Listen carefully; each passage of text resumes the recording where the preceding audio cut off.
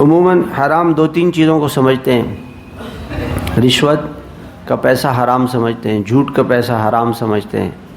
اور سود کا پیسہ حرام سمجھتے ہیں۔ حالانکہ حرام کی تو بہت ساری قسمیں ہیں، بہت ساری قسمیں۔ بینک کی جو جاب ہے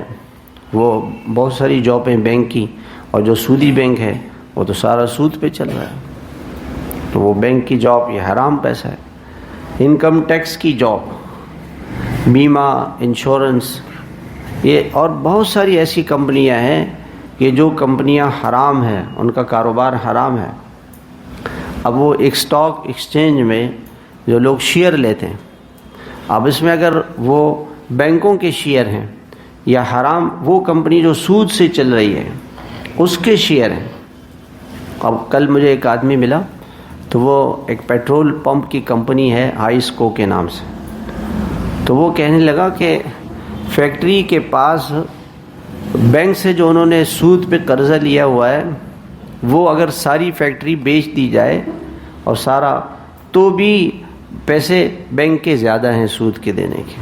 سارا گویا کہ سب سود پہ چل رہا ہے، اور ہزاروں ملازمین ہیں اس کے اندر، اور سب کے پیٹوں میں سود جا رہا ہے۔ ہم جس کارخانے میں کپڑا لاتے ہیں، کپڑا، وہ کارخانے والے نے بینک سے سود لیا ہوا ہے، اور سود پہ وہ اپنا کارخانہ چلا رہا ہے، اس کا کارخانہ، اس کی فیکٹری سود پہ بینک سے سود لے کے وہ چلا رہا ہے۔ وہ کپڑا ہم مجھ سے لے رہے ہیں، وہ کپڑا بازار میں بک رہا ہے، اب وہ کپڑا ہم پہن رہے ہیں، تو اس کپڑے کو پہن کر کے گناہی کے خیالات آئیں گے، نیکیوں کے خیالات نہیں آئیں گے۔ بجلی کمپنی جس میں، کارخانہ جس میں کپڑے بن رہے ہیں، انہوں نے بجلی چوری کی ہوئی ہے، میٹر کی تار ہٹا دی ہے،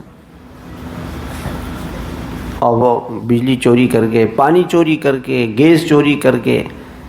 وہ کام کر رہے ہیں۔ اب وہ کپڑے ہمارے پاس آ رہے ہیں، یہ پنکھے کے نیچے ہم بیٹھے ہوئے ہیں، جو پنکھا بنانے والے ہیں انہوں نے بینک سے سود لیا ہوا ہے، تو وہ پنکھا ہم نے مسجد میں لگا دیا، اس کے نیچے ہم نماز پڑھ رہے ہیں، تراویح پڑھ رہے ہیں، اعتکاف کر رہے ہیں، اس لیے اعتکاف سے دل نہیں بدلے گا۔ یہ چٹائی پر ہم بیٹھے ہوئے ہیں، یہ جس کمپنی نے چٹائی بنائی ہے وہ کمپنی سود پہ چل رہی ہے، تو آپ جا کے کارخانوں کو دیکھیں، سارے سود پہ چل رہے ہیں، اور اس سودی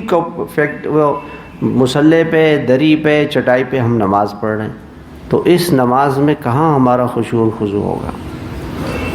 اس لیے آپ علیہ الصلوۃ والسلام نے فرمایا کہ ایک زمانہ ایسا آئے گا کہ لوگ اگر براہ راست سود سے بچ جائیں گے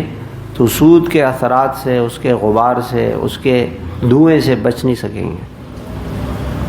اور ایک زمانہ ایسا آئے گا کہ لوگ سود کو حلال کر کے کہیں گے جی حلال ہے، صحیح ہے، سب ٹھیک ہے، سب ٹھیک ہے، کوئی بات نہیں، سب ٹھیک ہے۔